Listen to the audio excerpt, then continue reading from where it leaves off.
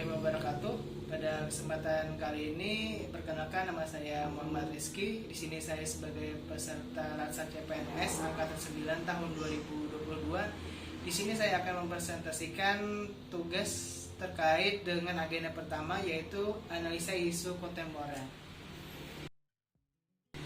Baik, di sini tugasnya yaitu mengidentifikasi masalah yang ada di tempat kerja saya.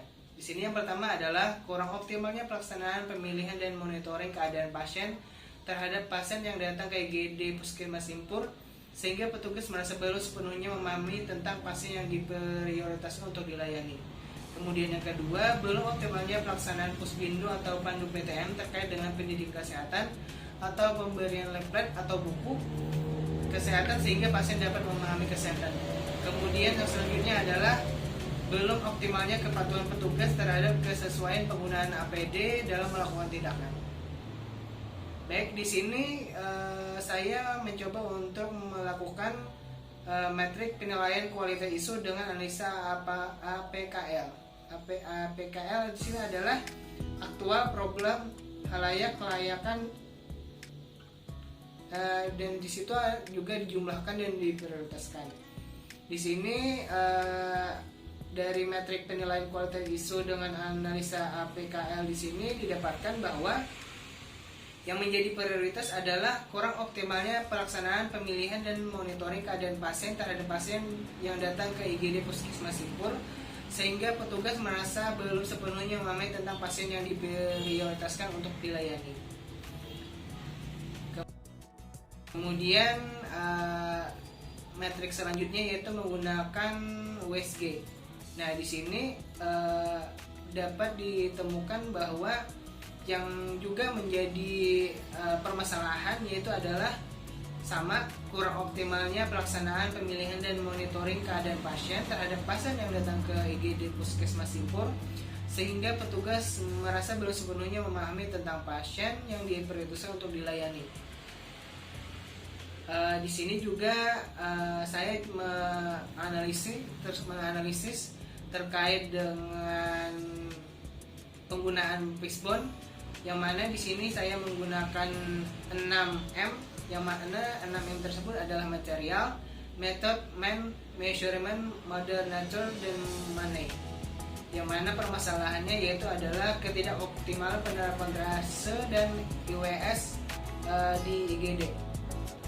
Jadi di sini permasalahan yang saya angkat yaitu terkait dengan ketidakoptimalan penerapan triase dan IWS di IGD, yang mana di sini menjadi problem dalam pelayan pasien di IGD. Kemudian di sini saya mencoba untuk menganalisa terkait dengan permasalahan tersebut dengan menggunakan metode SWOT, yang mana SWOT di situ adalah strength, weakness, opportunity dengan threat. Nah, di sini SWOT tersebut juga terdiri dari dua faktor. Yang pertama adalah faktor internal dan yang kedua adalah faktor eksternal.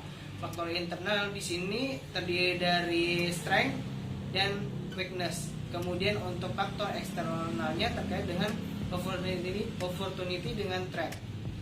Nah, di sini dapat dilihat bahwa ada 6 kekuatan yang ada di IGD Puskesmas, baik itu terkait dengan dokter dan para memiliki sertifikat keahlian sampai dengan puskesmas yang memiliki rawat inap di wilayah Kecamatan Puskesmas Simpur.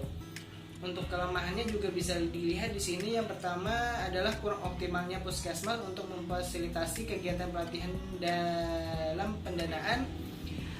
Yang paling penting adalah kurang refreshnya atau kurang begitu memahami petugas dalam pelaksanaan triase dan IWS. Selanjutnya ada faktor eksternal. Faktor eksternal di sini juga 6 poin. Yang mana yang pertama adalah Puskesmas Simpur yang memiliki UGD dan ruang perawatan lengkap untuk perawatan umum. Opportunity di sini bisa kita sebut dengan peluang. Dan kemudian yang selanjutnya adalah adanya kegiatan seminar dan pelatihan yang selalu update diinfokan ke petugas. Kemudian ada threat, yang mana di sini adalah ancaman.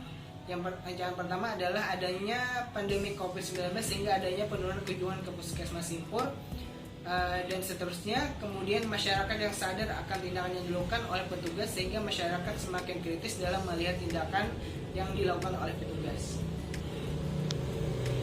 Kemudian di sini ada namanya matrix SWOT, yang mana di depan tadi kita sudah jelaskan bahwa kita mencoba menganalisis SWOT. Kemudian dalam SWOT ini kita dapat mengetahui strategi apa yang cocok untuk digunakan dalam mengoptimalkan pelayanan di IGD. Yang pertama adalah strategi SO, artinya di sini menggabungkan antara kekuatan dengan peluang. Kemudian ada strategi WO, memanfaatkan kelemahan dan menyatukan peluang. Kemudian adanya strategi ST, yaitu kekuatan dengan ancaman. Kemudian strategi WT, antara kelemahan dengan ancaman. Dari strategi tersebut, di sini saya dapat menjelaskan terkait dengan penyelesaian masalah yang berdasarkan analisis SWOT tersebut. Yang pertama adalah strategi SO, artinya di sini kita mengawinkan antara strategi kekuatan dengan peluang.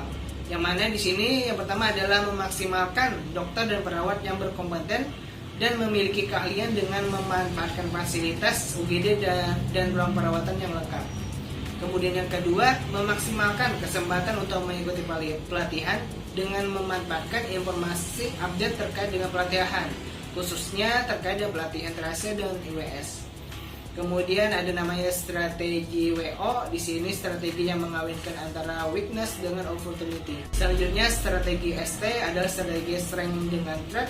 Yang pertama adalah memaksimalkan dokter dan perawat yang kompeten serta memiliki keahlian dengan meminimalkan komplain dari masyarakat yang mulai kritis. Kemudian yang kedua, memaksimalkan puskesmas simpur yang memiliki ruang perawatan dengan meminimalkan masyarakat untuk tetap berkunjung ke puskesmas atau tidak ke tenaga kesehatan atau bisa disebut mantri. Kemudian yang keempat yaitu strategi weakness dan threat. Di sini yang pertama adalah meminimalkan kurangnya informasi tentang triase dan EWS untuk menghindari tuntutan masyarakat yang semakin tinggi. Kemudian yang kedua, meminimalkan penerimaan pasien yang kurang tepat ketika datang dan petugas meletakkan pasien di tempat tidur yang ada untuk menghindari tingginya kesadaran hukum masyarakat akan kesehatan.